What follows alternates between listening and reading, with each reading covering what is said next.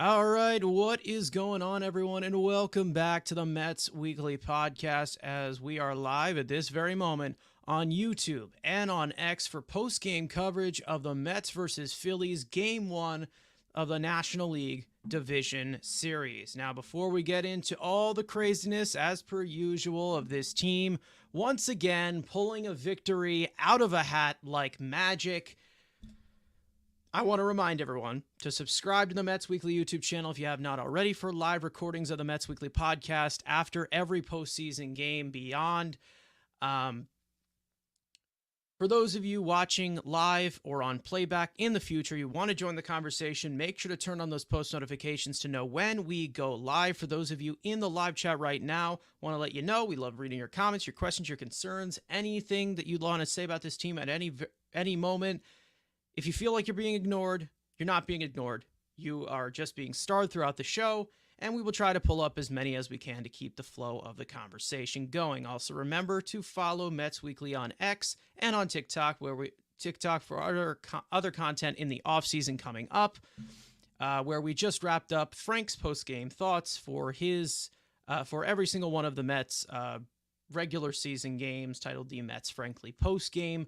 And for our audio listeners, make sure to follow us on all of your favorite listening platforms to not miss the audio version of new episodes that go up at 9 a.m. the following day. And for those of you tuning in on audio at this current moment, in the future, after this is recorded, make sure to tune into our pregame shows for every single game in the postseason around 90 minutes to about an hour before the game. And that will only live forever on the Mets on the Mets Weekly YouTube channel, and it won't be on audio. Only audio will be our post games for our post games for our podcast. If I could speak proper English, I feel like this will be a lot better of a show. Now, without further ado, let's get into the post game. Now, the Mets went into Philadelphia for game 1. How many times have you heard this? It wasn't looking good, but then they somehow found a way to pull it out. Frank, I'll go to you, my partner in crime. How are you feeling after this one? They just keep making magic. I'm fired up. I feel like the division rival aspect of it definitely adds a whole element. Just the fact that it is the Phillies, it is old buddy Zach Wheeler. It just adds a whole lot more excitement to it for me personally. And I was ready to come on here with an umpire rant about we need robots immediately because the strike zone and the inconsistencies. I mean, we could pull up plenty of images that show just how awful it was, particularly towards the Mets. I mean, you have one pitch is a ball, and then 6 pitches later, all of a sudden it's a strike. There was just no consistency, which is my main gripe with umpires. If you're going to get the wrong call, just be consistent with what your strike zone is. So that was annoying. But then they just do it again. And once again, against elite bullpen competition, you did it against all-star relievers once again in Jeff Hoffman, in Matt Strahm. I mean, just going, and we know that the Phillies, one of their biggest strengths is that bullpen. And for the Mets to really capitalize against the best of the Phillies bullpen, I thought was absolutely huge. And it just shows that there is no stress with this team. There is no panic. I mean, no matter how bad the situations get, you obviously saw it the last game of the Brewers series, and now again today. They just kind of keep fighting. And no matter what the deficit is, no matter what pitcher they're facing, that doesn't stop them. I mean, they just kind of get it going. And it's like these avalanche innings where we were kind of worried about the offense striking out, a bunch of swings and misses. You have 0 runs. Then all of a sudden it's like, okay, well, how about 5 at once, or just here's 6. Like, it's just, it comes out of nowhere. It's like in a snap, and all of a sudden it's a brand new ball game. So there definitely was so much to like we'll get into. But for me, it's kind of one of those things like with the emotions again, is that as you see Wheeler just shoving, you're like, oh my gosh. And you have opportunities that you're not capitalizing on. You're like, oh, here we go, leaving runners on base. But then all of a sudden they just make it a brand new ball game. Like the last few innings, it felt like you're watching a different team in the first 7 innings. And it's like we say, it's like a 0 to 100 kind of thing. And a lot of times it's 0 or 100. Like they really don't have an in between.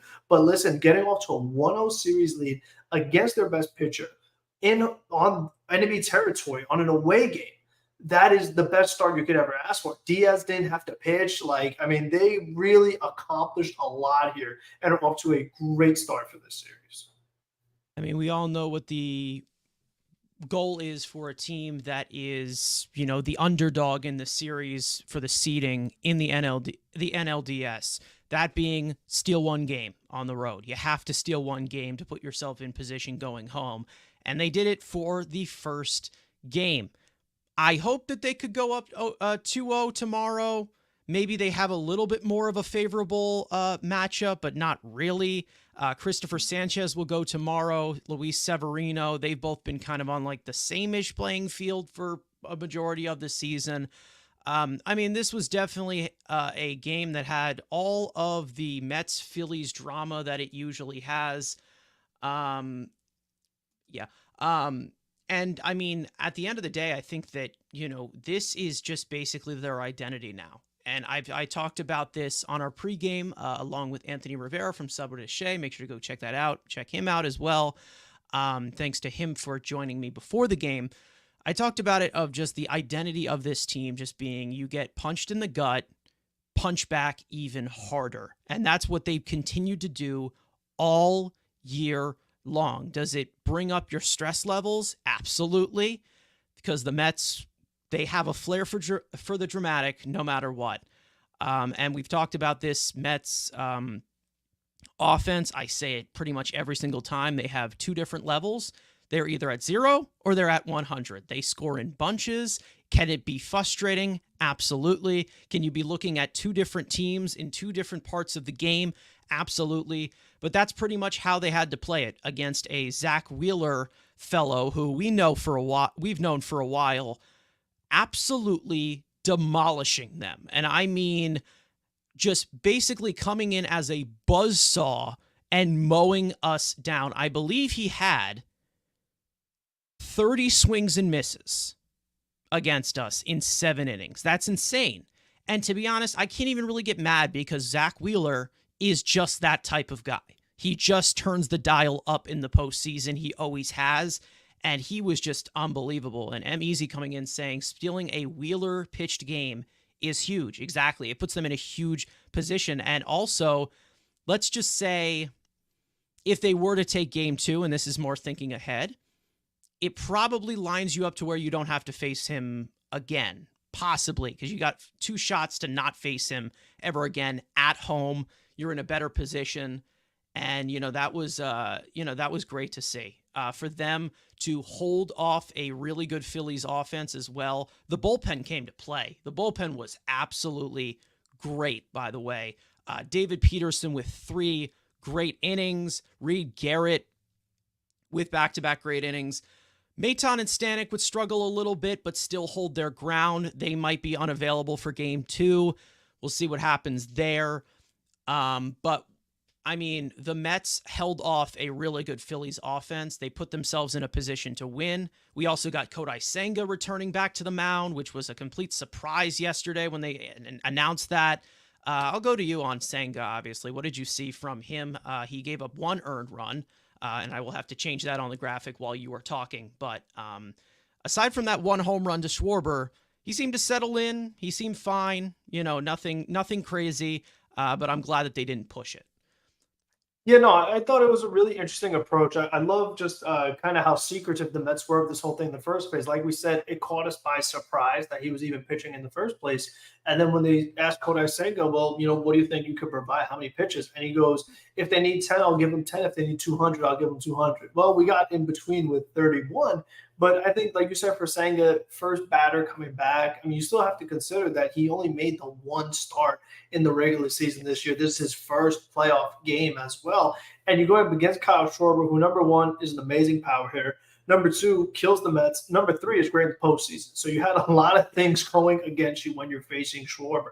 And you know what? He gives up that home run, but he's able to settle in and just all around give the Mets what they needed. And what I loved here about going to Peterson instead of a McGill is that the Phillies, they kind of stacked their lineup facing a right-handed pitcher. And you're trying to get accustomed to what Senga provides you.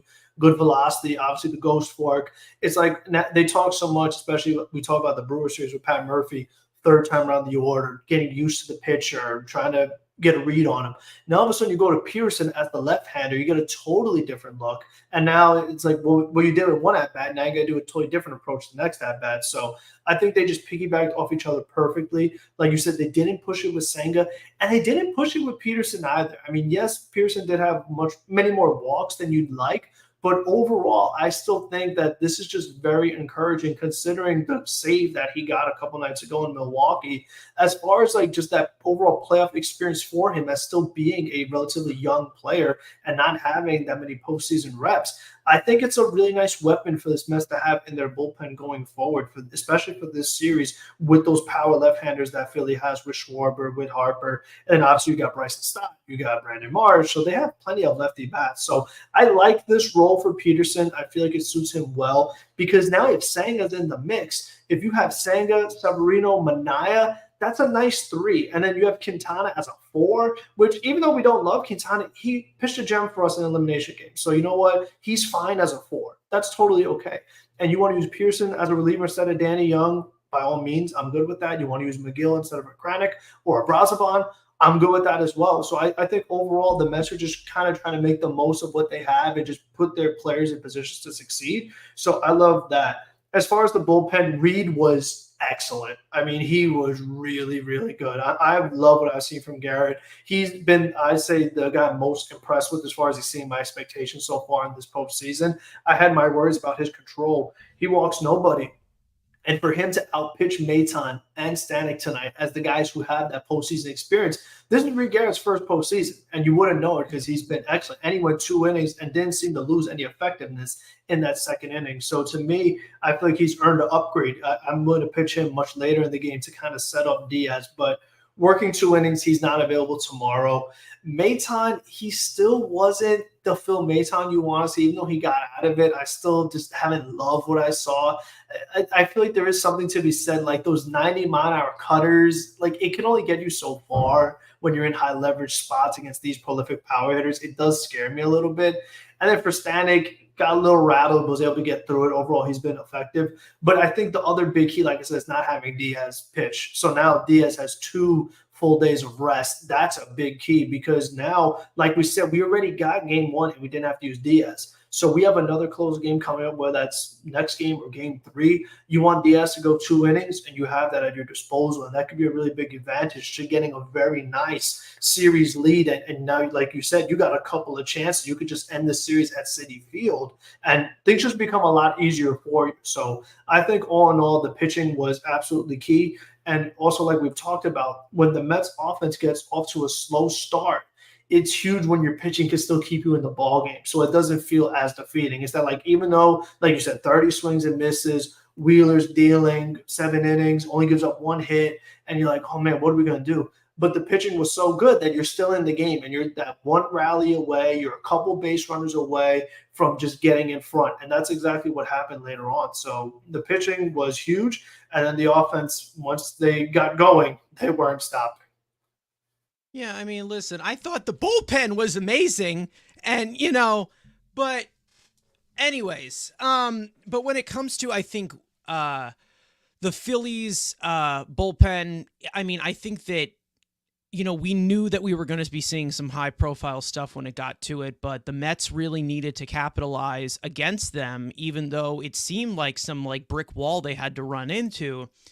I really do appreciate them, being patient against this bullpen, because even though they get a lot of swings and misses, they throw hard. We didn't even see Estevez, I think. We didn't see Estevez. They have a lot of swing and miss stuff. They didn't have the lead. He had nothing to save. I mean, the damage was already done. I mean, Hoffman, as you showed, he couldn't even get an out. And this guy was an all-star. Yeah. Now, maybe that's where the rust played in. You know what I mean? I feel the fact that these relievers, they haven't worked in a while, Hoffman, Strom. So maybe this might be the one time where you catch them where they're not quite at their best. So, I mean, listen, you got to take advantage. Yeah, obviously he was most likely, I guess he's technically their 9th inning guy now. So, I mean, this is a really good Phillies bullpen, and the fact that they were able to wait on the explosiveness, allow them to give them some runners on, and not necessarily put them away like Wheeler was able to do. And they were able to capitalize. Now, of course, the best way to match this type of power is with power, and that's what it looked like the Mets had to do, is just get a hold of one, because Wheeler wasn't giving up anything. But Wheeler did walk 4 batters, which brought his pitch count up a little bit, and he was not allowed to get into the 8th or the 9th. So they had 6 outs to deal with, and they used those 6 outs fairly well. I mean, it was quite the rally that they started, not only taking the lead, but just like sprinting ahead. I mean, they basically just put an entire hole in that Phillies bullpen and just absolutely destroyed them, which was incredible. I mean, it really was. But, I think that, yes, Wheeler did pitch a phenomenal game. And I personally, I've already said it multiple times, I will never forgive Brodie Van Wegenen for what he did. And it would have been incredible to have him here. But at the end of the day, the Mets knew what they had to do. It was either they knock Wheeler out of the game to give them somewhat of a chance, or they had to attack him early. And Wheeler was off to a phenomenal start to start off. And, they just could not catch up to him. And I'm not even like upset personally with the offense, being as they are, because this is Zach Wheeler. I mean, Zach Wheeler has just been nails. You can't really say you can't really get upset with how good Zach Wheeler has been this season. This is probably the best year of his career. I mean, and that's easy. That's really easy to say. I mean, the guy gives you volume. The guy gives you strikeouts. The guy gives you dominance. I mean, he's great. And trust me, Phillies fans who are upset at this game, I'm sure you are, you guys got yourself a gem, and we know that by all means necessary. I mean, they were fantastic. He was fantastic. But the Mets were able to match it and put themselves in a position to win by just little by little building it up a little bit. Wheeler was not completely untouchable. They got like a hit, and again, he walked a few batters, and they were able to get to the Phillies bullpen, who, again, a lot of elite stuff in that bullpen, but they were able to be patient. They played the situation well, and they only really needed 1 run to get back into this game. And, once again, I mean, just the explosion right afterwards, another 5 runs in the next, for the 6 outs that were provided to them. So, obviously, I do want to get into the summary of this game, of course. Now, Kodai Senga did make his return to the mound, as we said, and it started off a little bit rough in the first inning. Kyle Schwarber would greet him back rudely with a leadoff solo home run to make it 1-0. But afterwards, Senga would retire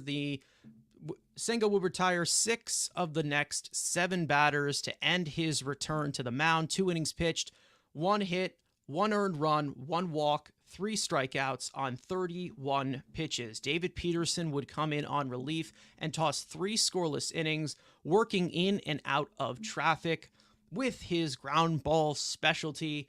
Reed Garrett would come on for 2 scoreless innings in the 6th and the 7th to keep it a 1-0 game into the 8th. Now, in the 8th inning, after Zach Wheeler would carve up the Mets bats for 7 innings, like I said, registering 30 swings and misses, the Mets would finally get to the Phillies bullpen. Jeff Hoffman would allow a leadoff single to Alvarez and walk Lindor to set up Mark Vientos to drive in the tying run on an RBI single.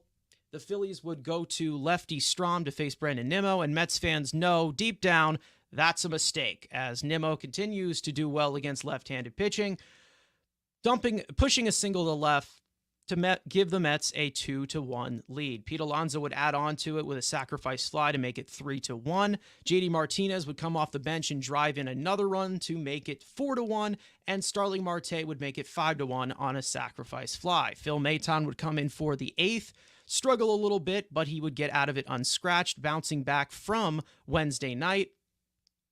In the 9th, the Mets would add to their lead once again after Bader would steal second on a controversial call, but whatever, and Brandon Nimmo would drive him in to make it 6-1. Ryan Stanek would come on for the 9th and struggle, give up a run on a walk and a hit, but he was able to settle down and finish it to take game 1 in Philly 6-2. The Mets are now 3-1 on the road in the postseason this year, and they win the first all-time postseason game between the Mets and the Phillies.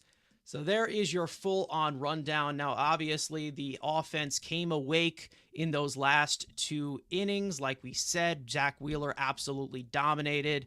I feel like the main key that you're looking at here is the Mets being as patient as they were against that bullpen, but also just the situational hitting. You can't ask for it any better how they did it. What did you think, Frank? Yeah, I mean, this is another one of those games where the Mets got 6 runs on the board and didn't hit a home run. And I love the sac flies. I mean, it just kind of kept the rally going. I mean, even for Pete, he had a really good opportunity. He had multiple men on base, nobody out. But to at least get a sac fly, it's so much better than like we've talked about with the ground balls, with the strikeouts, with the pop ups. So, if it's a sac fly against elite pitching, so be it. I mean, as long as you're getting runs, that's really what it comes down to. Singles for Marte.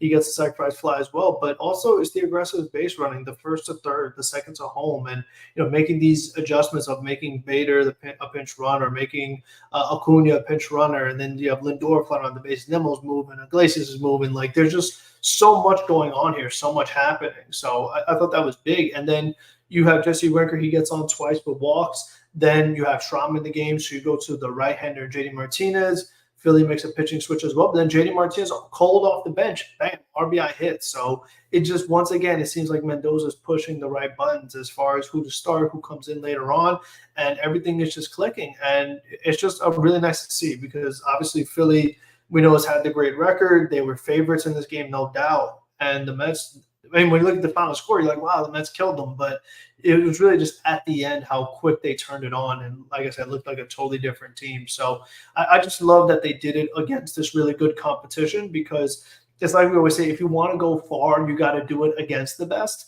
And for them to first Devin Williams, whether he was tipping pitches or not, but do that and now do it against this Phillies bullpen, I mean, that's a great sign. So if you're facing, let's say, San Diego next series that also has a great bullpen, like you're going to need to keep doing this. So it's kind of like that common trend of playoff baseball where it's like every game you're going to be facing tough pitching. So you're going to need to find these different ways to score. If it's a walk, if it's a stolen base, it's a sac fly. Like it's not going to be as easy as just stringing hits together or just hitting a bunch of homers. Like you got to find different ways to score.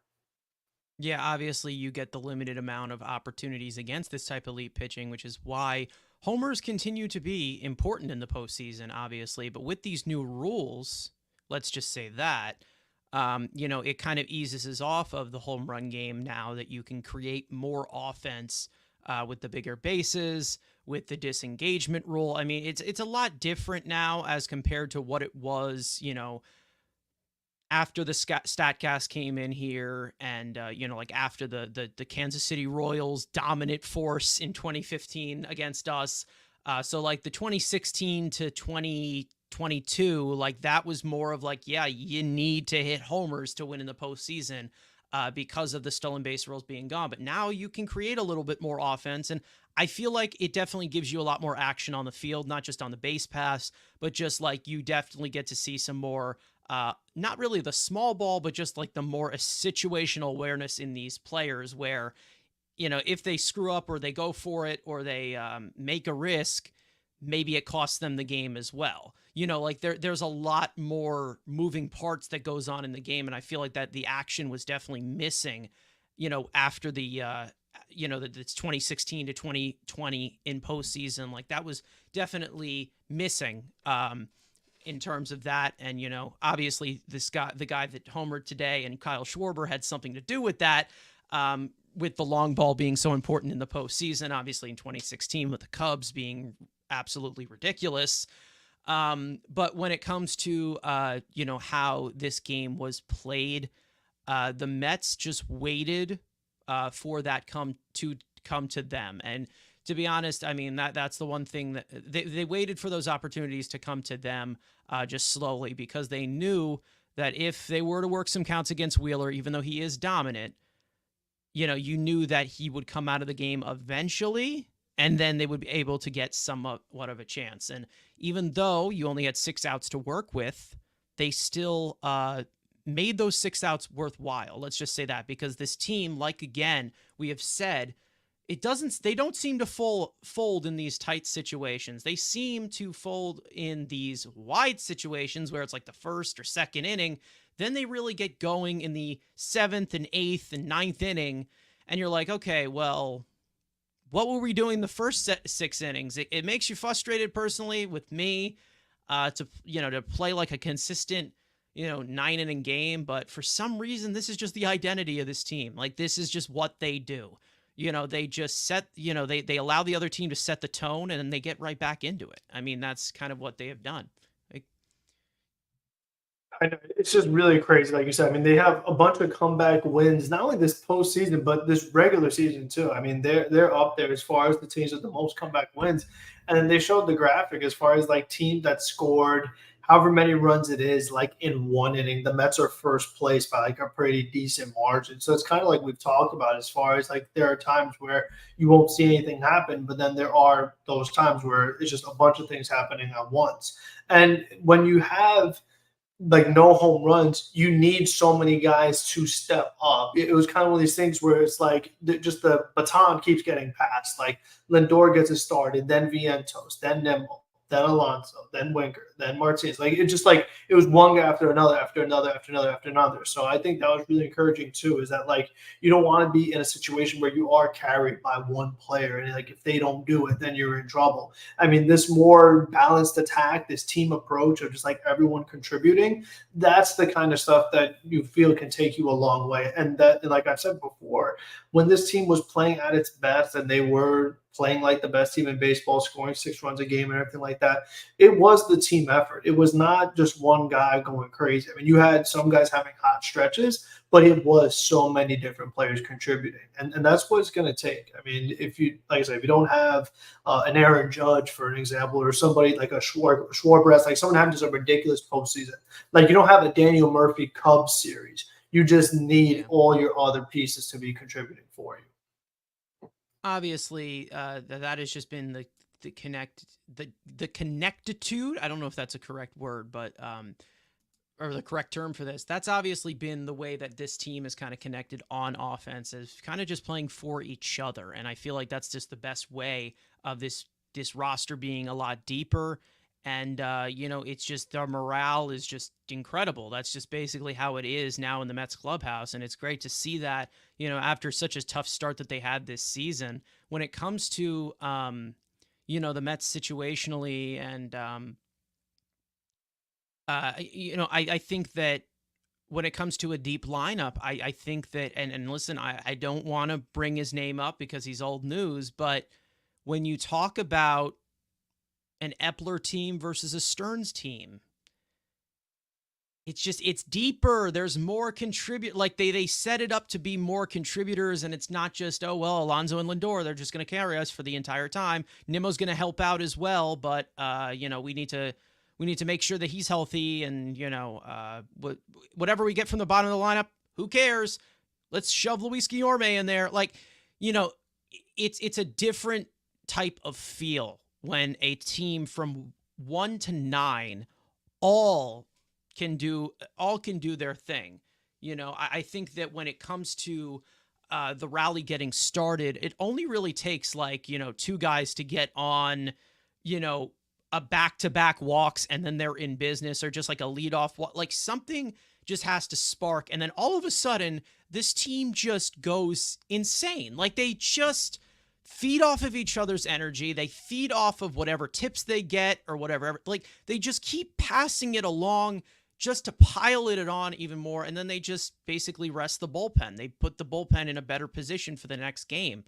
I'm easy saying that I didn't like pinch hitting for Alvarez when they did. I did like that because it more is favorable with putting Bader on base when I'm pretty sure they were down, what was it, 1-0 or something? They were down 1-0 when Alvarez got on.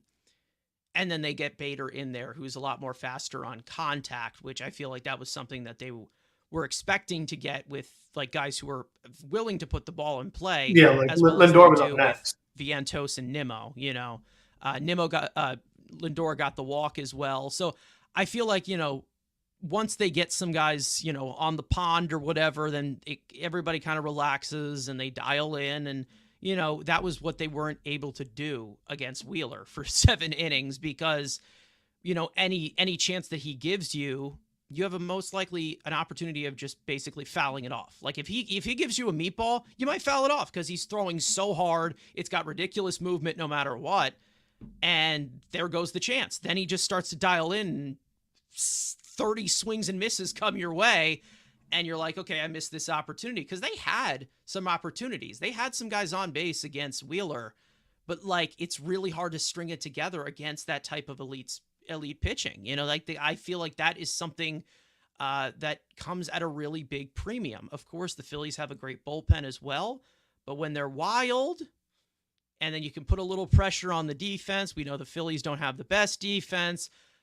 You know, like, you were getting some line drive swings off of Wheeler. Like, it was there at all time throughout the game, but they needed something better to break through, that being Wheeler coming out of the game. Like that's how I feel like they needed him to come out of the game for the Mets to have a chance, and then they could work the solid ABs, because there were some uncompetitive ABs throughout Wheeler, but for the most part, they were able to work the count a good enough where he walked some guys. There were some full counts as well. He was getting behind batters later on in the game. So slowly but surely, they got to the offense that they want. It may have not looked like it, but they had to get him out of the game because at the end of the day, Wheeler, personally, if this wasn't the DS and if it wasn't, if this was the World Series or the Championship Series, I personally think he would have went out there for the eighth. Like, I personally think he would have, because you have like you might have the extra off day. They're up by 1-0, but they had a bullpen that they could possibly trust, but it let them down. So it was great. It was great to see. Let's just say that. But again, you know, this is fighting the inner demons of losing Wheeler to the Phillies years and years ago. Hopefully it doesn't happen ever again. But those inner demons turned out a win for the Mets in Game 1 here. And as for the good and the bad, let's get into everybody's favorite segment, being studs and duds. One player in this game that played fantastic, we want to give some flowers to, and then one that did not do well. And we need to see them step up the next time, or be better, or we just shame them to the bench. I don't even know. But Frank, I'll go right to you with your stud for this game. Who do you got? Yeah, give me Brandon Nimmo. This was a very nice game for him. He struggled a bit in the Milwaukee series. He did get, obviously, the big hit against Ashby early on, and then he got the hit against Devin Williams.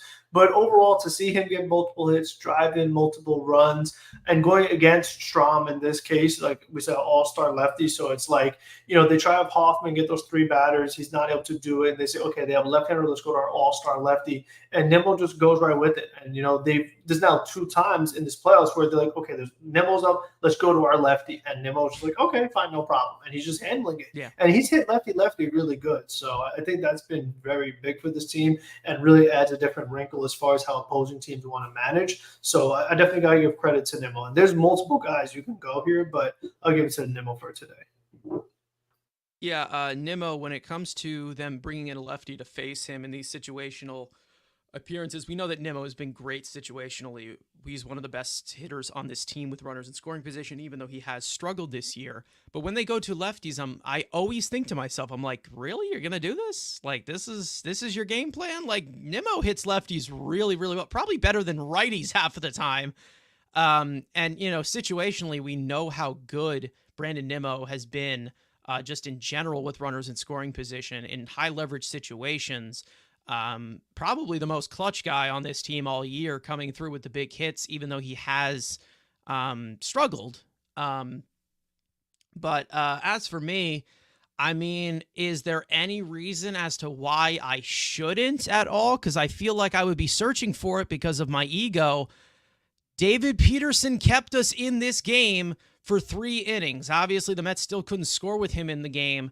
But again, he's going up against a really good team. And I've talked about this in our pregame. I do think he is a better matchup for the Phillies than Tyler McGill is. Even though Tyler McGill, I know, has had some success against the Phillies. As for David Peterson, he kind of just has the sinker baller mentality where he can get a lot of ground balls. That's what he did again. And he had a great game. Let's just say that. And I talked about it as one of the keys to this game in our pregame, again, with Anthony Rivera from Subway to Shea. Thanks to him for joining me.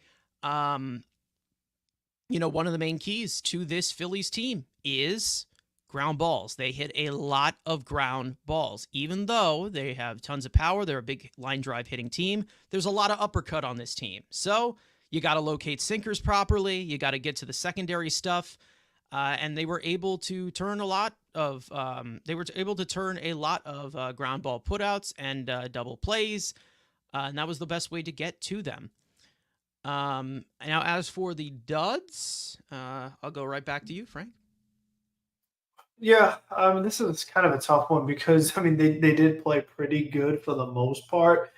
So I'm gonna have to say Tyrone Taylor, and again, it's like he's in a tough spot because, like I've said, the expectation for me is that he's supposed to be the fourth outfielder, but he's played well that he earned the starting job over Bader. And I know they went to JD Martinez again against the lefty with Jesse Winker, but again, there are some times where Taylor is batting, and I'm like, this is kind of a good time to go to Martinez here, maybe, and then have Bader come in for defense. But they leave Taylor out there. He goes over 4 with a couple of strikeouts.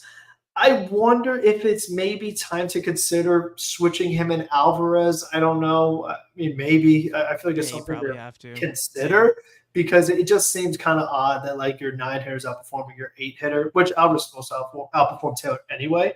But I don't know. I feel like it's been a struggle for him. And I'm sure he can hit a line drive double. And overall, he's been pretty good in the postseason. But I feel the past couple of days, he has like this elite stuff in these relievers that have these high chase pitches, and he's someone that likes to fish and doesn't really draw the walks. I feel like these really good relievers are tough matchups for him, especially. So, he's like, and we're nitpicking here, honestly, because just about everybody did something really productive. So he'd be the one guy I'd pick. Yeah, I think I can just pretty much the other guy that's the odd man out here. Again, this was all around as a team. They did well. The pitching was stellar. But as for like Ryan Stanek, it wasn't the best outing for him. It took a while, 28 pitches. He's been good for us so far, so I'm not going to hit on him too much, but he is just like the odd man out here because overall it was a great team win. We probably would have had different names on here if they did not come back and score regarding the offense. But again, they just exploded late and they were able to get the job done and come up big with, again, a small margin of error in front of them in that 8th inning. So, it was very impressive to see them do that. Now, as for some other stuff that I do want to discuss, we can talk about the umpire for a second. If you want to do that, you can. A lot of inconsistency, let's just say that. I personally am not really as upset, mainly because, the Mets won, of course. I'm personally not as upset when you just have, of course, I know it's not making it any better, but when you swing and miss 30 times at a certain starting pitcher, it's really hard to just like blame the umpire for why you're losing. I understand like the little marginal parts, but when he is just taking you to the cleaners the way that Zach Wheeler did for 7 innings, it's really hard for me. But again, Andy Fletcher, who was the home plate umpire today, seems like he's an umpire that just can't locate a sinker in any consistent way, which seems to be something that separates the good umpires from the bad umpires. Because sinkers just, yes, they have a lot of east to west run. That's what they have. But when you have a hard sinker like that and you're missing calls like that, it can be costly, especially when they locate sinkers fairly well, like Zach Wheeler does. And then there's ground balls. I'm pretty sure we had a ground ball from Iglesias early on, grounding into a double play. So it puts you into some shitty situations, let's just say that. But the overall consistency, it's got to be better. It really does have to be better. And hopefully the next home plate umpire is better. But I mean, this was a really, really rough game from Andy Fletcher behind the plate. What did you think, Frank? Yeah, I thought he was terrible. I mean, to be honest with Yeah, you, I feel like honestly, some of the calls were so off. Like you have like on game day app, for example, you have like your strike zone, right? But then on the outside, they have like this another like clear box. yeah. There were The some frame strike zone. calls Yeah, by Fletcher that were outside of the clear box. So there you have the strike zone, yeah, the other box. He was outside of that box and still called it a strike, whether it was inside, whether it was outside. And like we say, it's the consistency. That's the part that was driving me nuts, is that he would call it a ball first pitch. Then like seventh pitch of the at bat, all of a sudden it's a strike. And we could talk about the Mets having a ton of swing and miss, but honestly, when the guy is calling pitches that are way, way off the plate strikes, I feel like you have to swing, because if not, he's going to call it a yeah, strike anyway. So if it's a strike, you might as well swing. I mean, technically, according to the umpire, strike, not really a strike, but if the umpire says this, I feel like you change your approach and you're like, well, he's going to call it. Let me swing so I at least get something out of it, because just standing here and watching strikes not going to do much for me. So it doesn't help. I mean, bad enough you're already facing Zach Wheeler, who's one of the best pitchers in the league and was dealing. When you have that element against you, it doesn't make things any easier. It only makes it more challenging. And what was frustrating too is that whether it was a right-handed hitter, a left-handed hitter, there was no consistency. It wasn't, and if it was just the righties getting called the outside corner, I'm like, fine, that's what he's doing. But it was all over the place. And then there are times where David Peterson's hitting the zone and he calls the ball. And it's yeah, like I always say, when it happens to Francisco Alvarez, like that first pitch of the at bat that was out of all the boxes inside, Alvarez is the catcher. He's the guy who yeah, literally knows the strike zone. He's behind the plate, learning the umpire, saying, okay, what is getting called a strike? What isn't getting called a strike? And he says, okay, this inside corner is not getting called. So when I'm at the plate, I know that right here inside is a ball. Then he's batting, and now he calls it a strike. And he's like, wait a minute, I've just been catching all game. You didn't give us this once. Why all of a sudden is this now a strike? So I feel like when it happens to Alvarez, when it's so glaring to me that if anyone would know borderline what is, what isn't, it would be him. So I feel like when stuff like that happens, it's just very aggravating. And listen, we'll see the umpire scorecard again tomorrow and see what it looked like. And in yeah. the end, it didn't matter because the Mets performed so well at the end. But overall, it just didn't do them any favors. And with Wheeler having the 4 walks, you get a couple more calls your way. It helps, but overall, when you get one hit, I mean, those walks aren't going to get you so far. But I mean, just overall, it was pretty frustrating, because it's bad enough you're already getting, like I said, just Zach Wheeler dealing. Just to have that go against you too, it did make it tough. But then eventually they were just able to overcome it by facing these other pitchers, and they were able to just put bat on ball and keep stringing hits together. Yeah, obviously, I mean, the thing is that the way that I look at it, from if you want to blame an umpire for why the game gets off the rails or something. I mean, I get it. There's been human element that ruins the game tons and tons of times. We have had tons of examples of that in the postseason, the regular season. No matter what, there's been some really, really bad calls in history. No matter what. I mean, baseball is has been around for a long time. We now have the technology to show that these things were bad calls. And when it comes to with like when it comes to pitchers like Zach Wheeler, I feel like these swings and misses, like, even though you're like, oh, well, you have to swing no matter what, like when you said that, like, because he's going to call it a strike no matter what. I mean, when it comes to Zach Wheeler, he's just so good of a pitcher that it's like, I don't blame anybody for chasing what he does. Like, I know, like, everybody gets upset. We're like, okay, stop chasing this crap. Like, because he's like, doesn't have his full control. Like, he walked 4 batters today.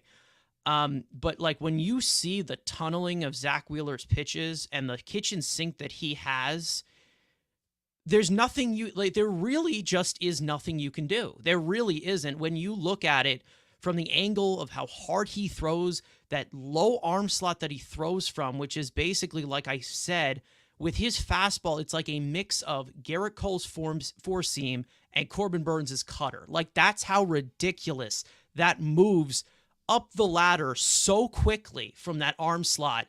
I mean, that is some of the elites. That's one of the best fastballs in the game. So it's like really hard where I'm like, it's so hard to say that, where I just don't know if I can blame it when Zach Wheeler's just being the phenomenal pitcher that he is.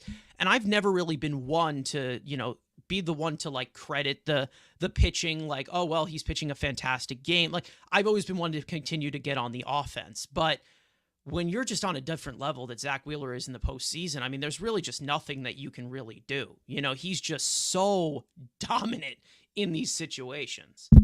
I think the other part with Wheeler that's really separates him is the consistency. I mean, they had that stat that they were showing on the Sunday night broadcast when the Mets faced the Phillies here, where it was however many starts in a row that Wheeler has went this many innings and allowed less than a certain amount of runs. It's been like, 20 plus times in a row. I mean, this is another one where it's just like, is that thing too? Like, you see guys like, okay, this guy's on their game, they're tough. But Wheeler's always on his game. I mean, this guy does not have a blow-up start. Yeah. He does not have a bad start. I mean, that's the thing that I think really separates is that consistency. Is like you can't beat him, and they did it. They had to beat the bullpen in this game. And yeah, I mean, when he gets on a groove, he gets on a groove. It's hard to knock him out. When Nimmo had that home run at Citi Field like a few weeks ago against him, that we knew that that was it. Like, you got to hold this down or you're done.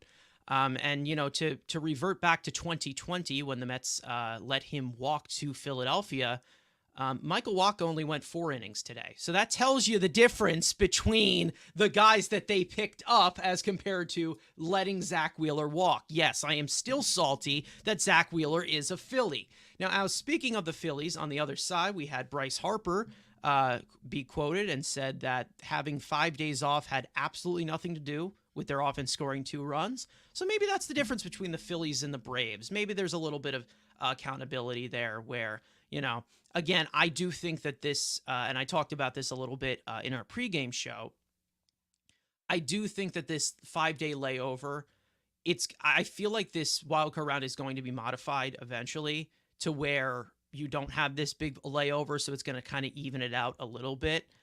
But as for the Mets, they had, every single day they played 8 games in 7 days. So whether it's no workload or a lot of workload, you're meeting in the middle. Like, there's a disadvantage from both sides, in my opinion. Yeah, I don't know what MLB could possibly do to help the teams have the higher seeding, because they already only have 1 off day between the end of regular season and start of playoffs. And for the Mets case, they had 0 off days. And then once your wild card series is over, it's 1 day. I mean, yeah. I don't think there is any fair balance. And but to your point, though, I wonder if this keeps happening where you're seeing wild card teams get far. Maybe more teams are starting not to care about the division as much, because if it starts becoming a trend with this new format. You didn't even see a 100-game winner this year. No, you didn't see a 100-game winner. Yeah, I mean, that's so the thing. It's possible. Is that it's like it doesn't seem like a big deal anymore. Where it's like you got to buy, but did it really help? I mean, there is something to be said of I feel, at least this is to me, that with a lot of these inexperienced players for the Mets, getting that playoff series in Milwaukee and how tough it was, that makes you feel more battle tested and ready for the Phillies series, because I feel you got those maybe first time jitters or just overall stress. I feel like you have much more momentum now that you won the Brewers series, and now you go into Philly just much more relaxed and confident.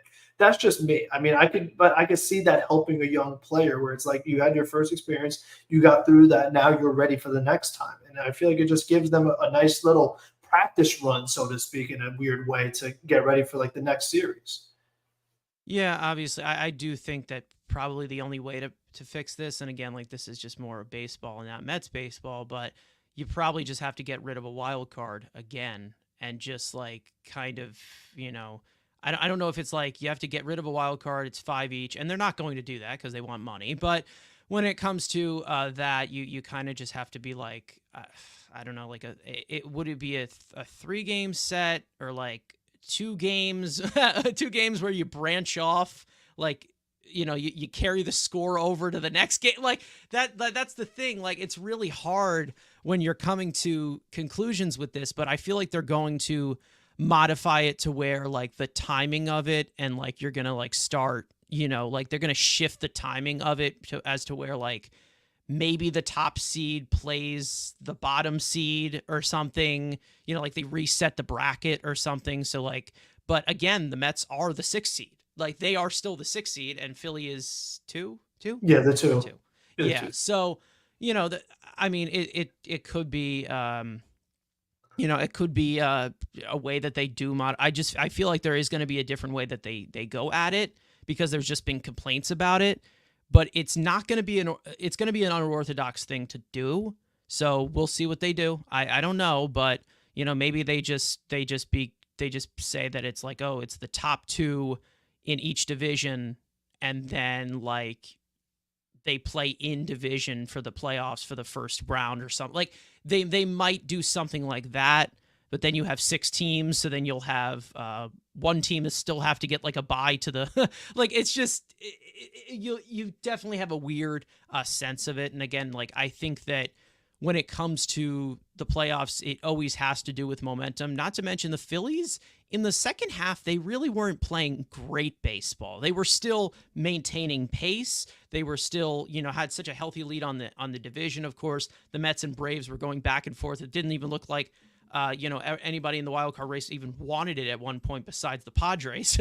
But, when it comes to the Phillies, like they didn't really have as much momentum. Like, they were playing 500 ball for the second half. Like, I'm not saying that like the Phillies aren't a good team. They are great. And they're still going to be a challenge no matter if the Mets won this game or not. But at the end of the day, I think that, it's all about the momentum. Whoever gets hot, I mean, and then they're untouchable, and they can figure it out.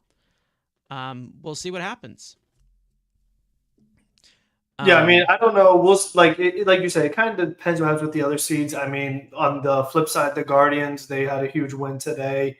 Right now, the Yankees are down, and we'll see what happens with San Diego and Los Angeles. So I feel like they need more of, like, if it keeps happening over and over, you could kind of revisit it. But there's only so much they could do. I mean, the NFL has their bye weeks with the postseason, so it's not like unprecedented that these teams have bye weeks or time off while the other teams are still playing. And like you said, I feel like the third wild card has added so much more juice to the regular season in general, and much more markets are actually in play and actually competing, that I don't think you'd want to touch that. I feel like you kind of already made your bed, so to speak. Like, you already have kind of done this, and it would just be kind of weird. I mean, to go back to my day when there was not really a wild card and you had teams that were 100-win teams that didn't make the playoffs. It's never going to be fair. You know what I mean? Where it's like you had those teams that missed it, but now you have teams that make it. And then if you want to take it away, now you have good teams again that make it. Like, I don't know. I feel like we'll just kind of see what happens. But overall, it's like, I don't know. Teams have to do different things to adjust. I know the Phillies were doing like intra-squad games to feel like they still had like game reps in, but it's just not the same as like going all at it, playoff baseball against a different team. Like if you're facing your own teammates, you kind of know what to do and everything. You're not going all out in the crowd. Like, there's just a lot that goes into it that you're not going to do your pitching matchups. Like, oh, I have Hoffman in, now they're going to pinch hit. Now I got to, you're not going to do all that stuff in a little simulation game with your own team. Yeah, it can't, not everything can be perfect, but I don't want to get to the point where you have to have, like the NBA does with like 8 teams in each league. Like, that's just ridiculous. Because then at that point, really, you're probably going to have like an 81-win team, like a team that's under 500 go to the playoffs. Like, that will probably happen, which is just the American League got a little close. I think you had like an 86 or so. Like, they cut it pretty close with how some of the teams played there. Yeah.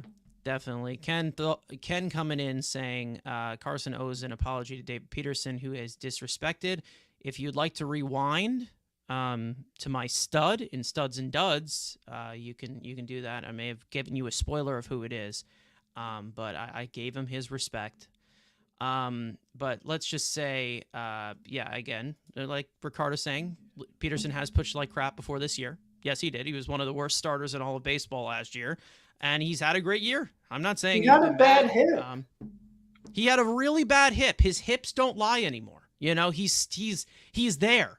Now, other pieces that I do want to obviously talk about, little snippets, of course. Andy Fletcher's game we can talk about behind the plate. Here's one thing that got me a little bit nervous, and I'm not going to say that it was anything to do with the game. I'm not trying to say this at any way to be negative.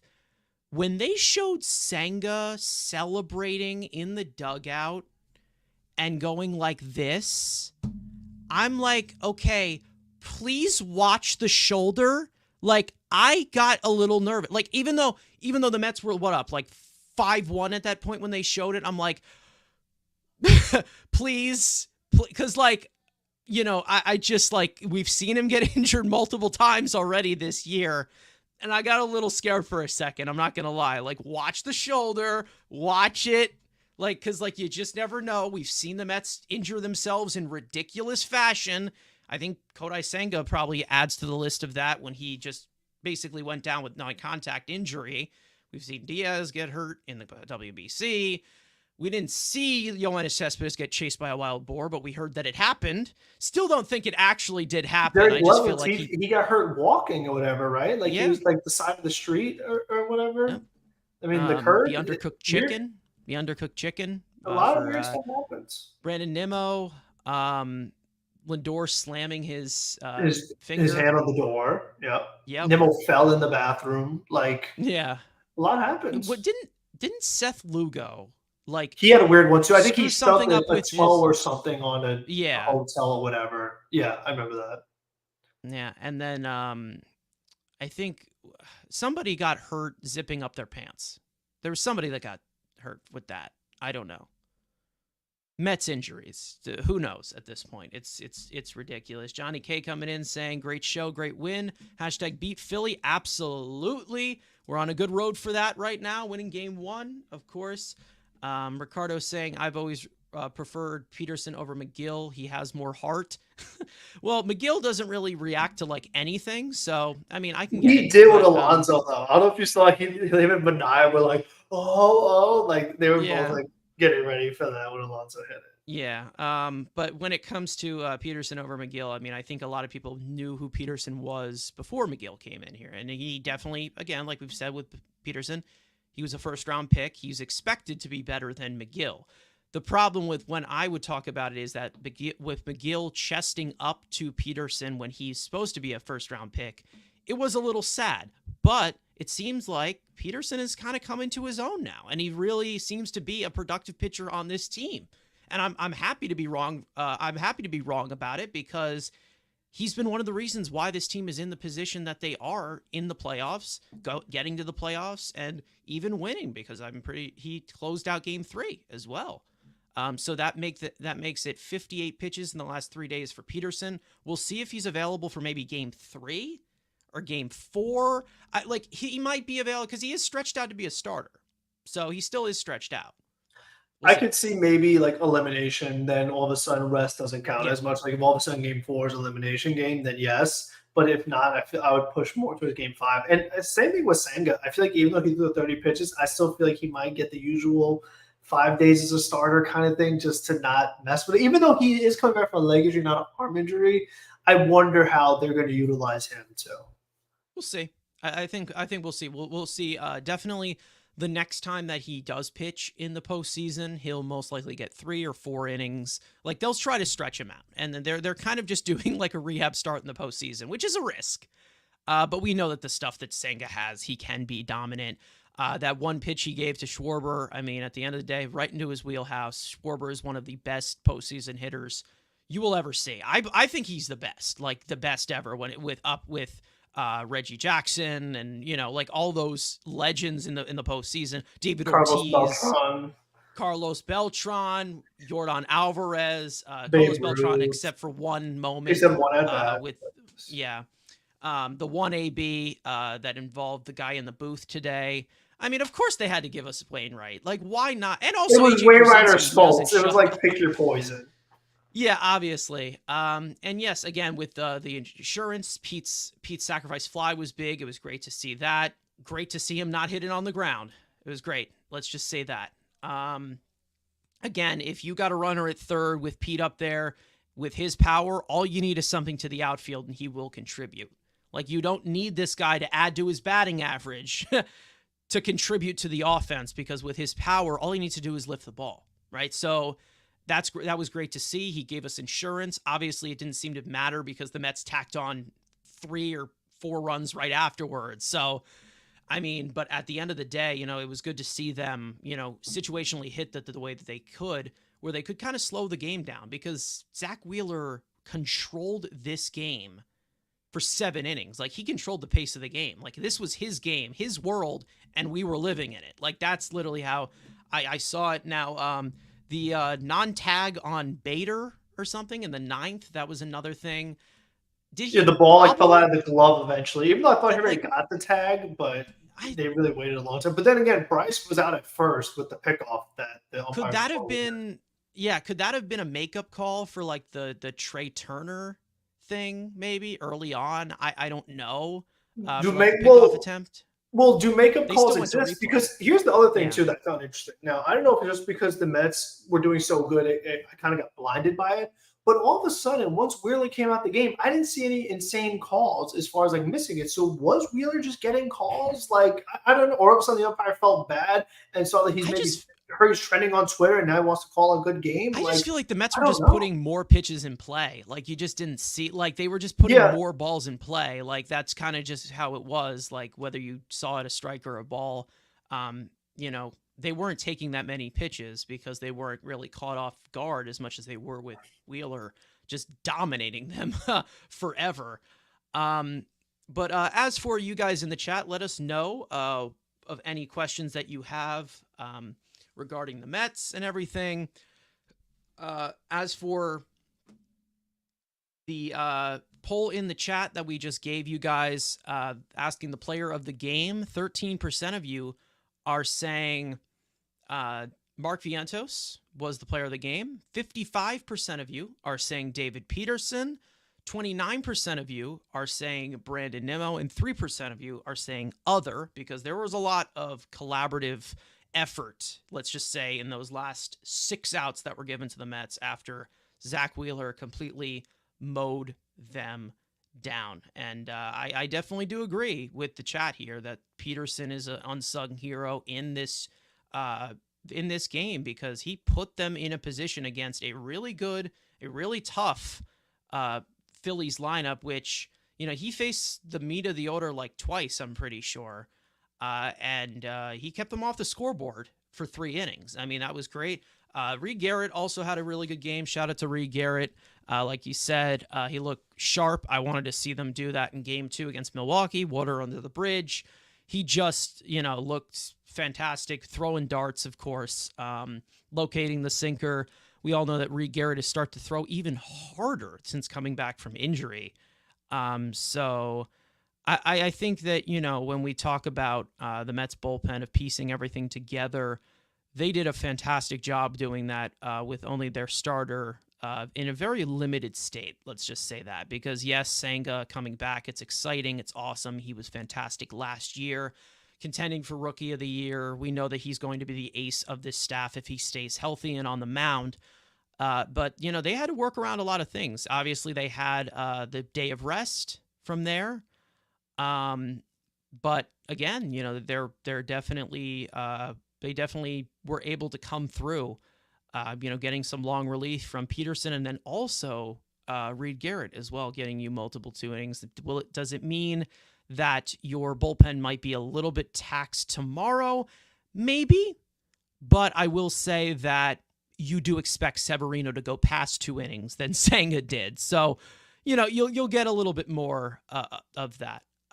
Let's just say Daniel coming in, one of the Daniels that usually comes into our chat, asking why do the Mets leaving guys on base? I mean, I would say that it's just been, rough situational hitting. Let's just say that it's very streaky. It's up and down. But I mean, they're just facing level of competition. They're facing Zach Wheeler, who's just Zach Wheeler, Yeah. I mean, he had his A stuff. I mean, he really did. And, we already know that, like I said early on, if this wasn't the National League Division Series, if this was a winner-go-home game, I feel like he would have gone out for the 8th. I really do. I really do think that would have happened, even though the Phillies relied on elimination games, anything is possible. Yeah. And listen, and like I've said before, like kind of defending, like the Terry Collins move to give, Harvey the ball in the 9th. And also with Senga just coming out of nowhere. Like, if your ace wants the ball, you give him the ball. Like, that's literally, you got to trust them and give them the ball.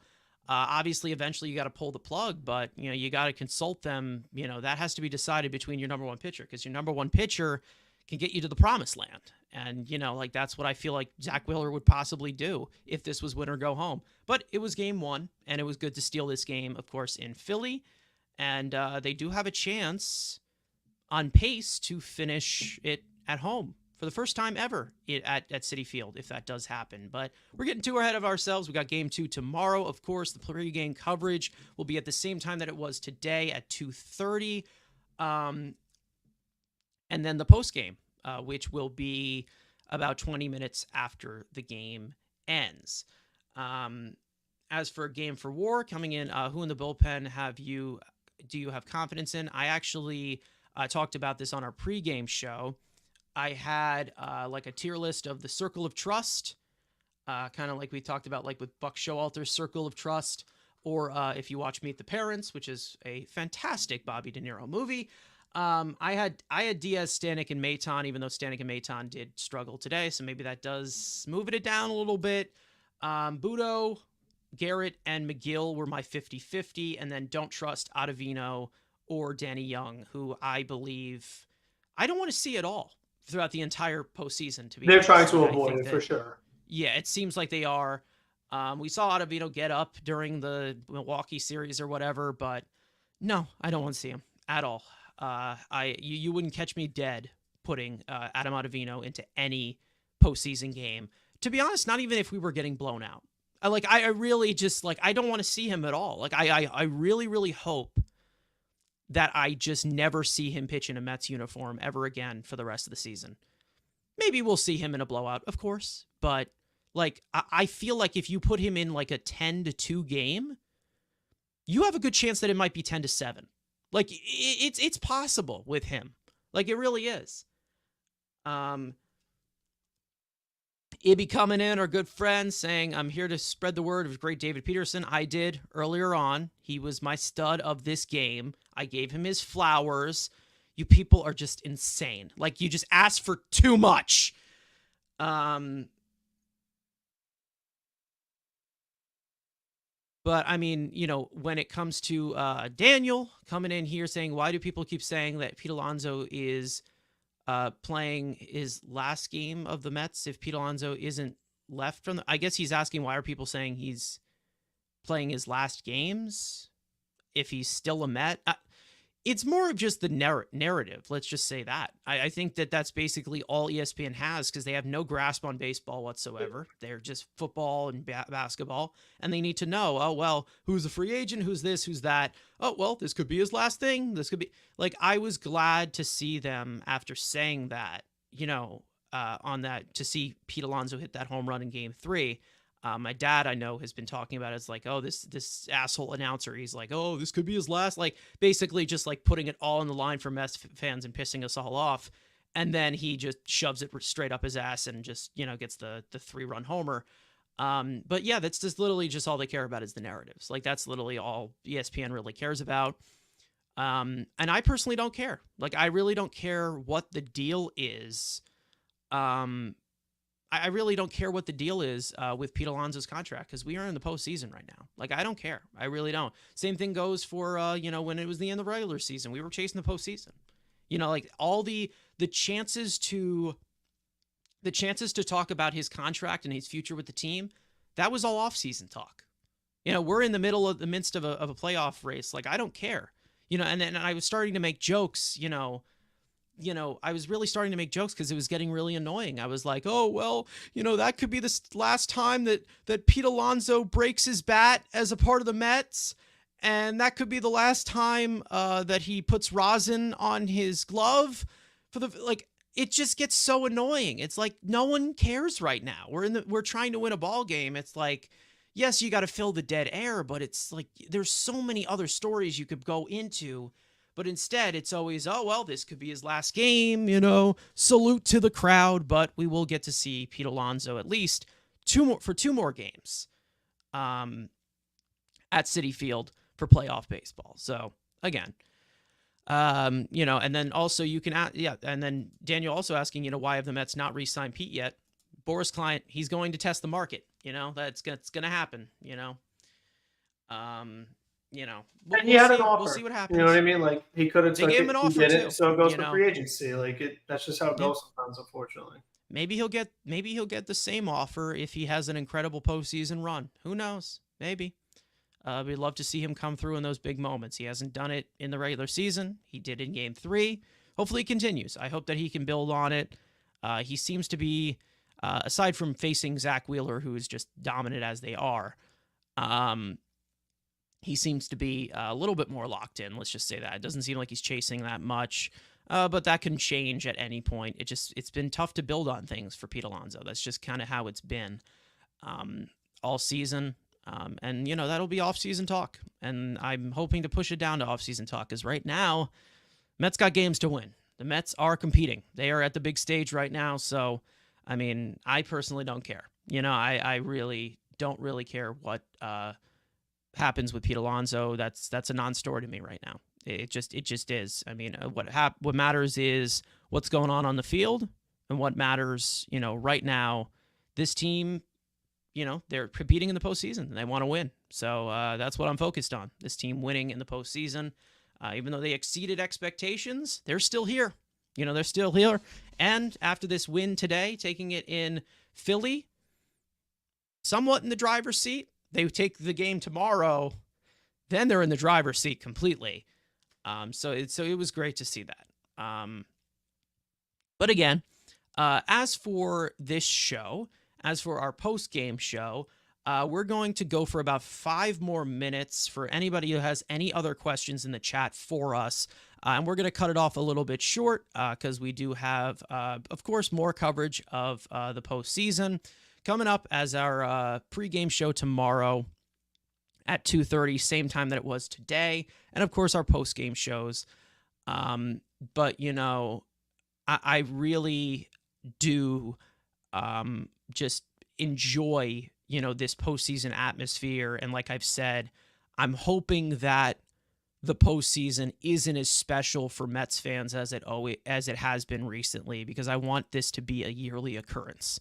And, that's how we talked about it, because every single time that the Mets make a deep playoff run or get to the postseason, then they never back it up again. They're never back. They never come back. Like we talked about, 2006, they never got back. 2015, they never really recovered after 2016. That was an injury-riddled team. It was still good.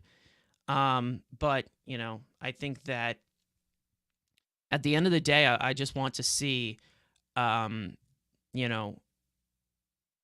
I think that, the Mets really just need to, I'm not saying like the Mets really just need to continue to have that type of consistency, and they're in that right direction. I see some people talking about your apartment, your mansion apartment, Frank, in the chat. Yeah, the big I want to see upgrade. Frank play the piano.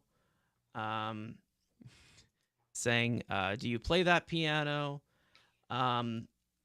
Christopher saying Phillies fans were Ooh, quiet like fentanyl zombies in the oh, streets. geez. Yep. There we go. That's the best. That's what I like. No, That's my I got. favorite version of Phillies fans. Quiet. Those are my No, favorite Phillies they were fans. like you could hear a pin drop and brush bang in the ninth. Caution, I got this set up with all the donations you've given us. I mean, that's how Yeah. I got the setup. Yeah. Obviously. You know, Caution also saying, you guys are really dedicated to this thing, especially considering you have your own channels that you upload content to. I don't upload content individually anymore. Some of these guys do occasional stuff on their thing. But this is pretty much my main channel. Yeah. This is it. To be honest, this doesn't happen without me. Like I am the greatest ever, when it comes to it. There is nobody like me. I am built different. Like Marcus Stroman, I would say, who was left off the ALDS roster today from the Yankees. So who knows?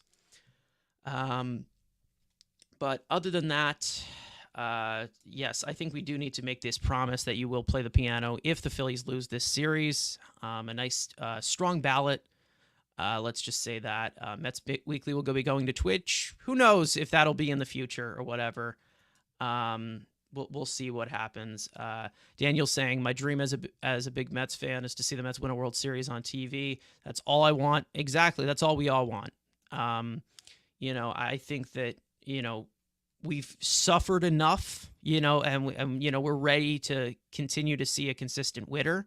And hopefully they get to that promised land. Hopefully they can get over the hump, and then they don't end up like the New York Rangers, who are always losing in the conference finals. For those of my fellow Ranger fans in here, you understand that pain of just never getting over that last step. But this is about the Mets right now. But other than that, I think we're going to wrap this thing up.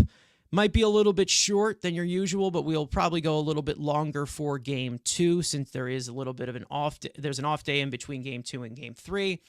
But other than that, make sure to tune in to our pregame show tomorrow at 2:30 p.m. Eastern Time. And then, of course, the postgame, which is our podcast for as long as the postseason run for the Mets goes. Other than that, make sure to follow us on Twitter and TikTok for other content over there in the future. Make sure to hit the subscribe button if you haven't already. Make sure to hit the like button, not just on the Mets Weekly stream, but also on Frank's channel, which is also being broadcasted to as well. Follow us on Twitter individually. Follow us. All of the links are in the description, including our third mic, Andrew, who could not make it. I think he was just caught up in some kind of food run. I don't know what was going on, but Andrew and his food. You can't disrupt that. That's something that goes very long. But other than that, fantastic win today, stealing a game in Philly, a hostile environment. Exactly what they needed to do as the underdog, taking one game in Philly. Hopefully they can win tomorrow. That would just be icing on the cake. And then, of course, we will have playoff baseball back in Queens once again. Other than that, we will see you guys next time. Of course, tomorrow for our pregame show. Let's go Mets. Let's continue this magical run. We will see you guys tomorrow.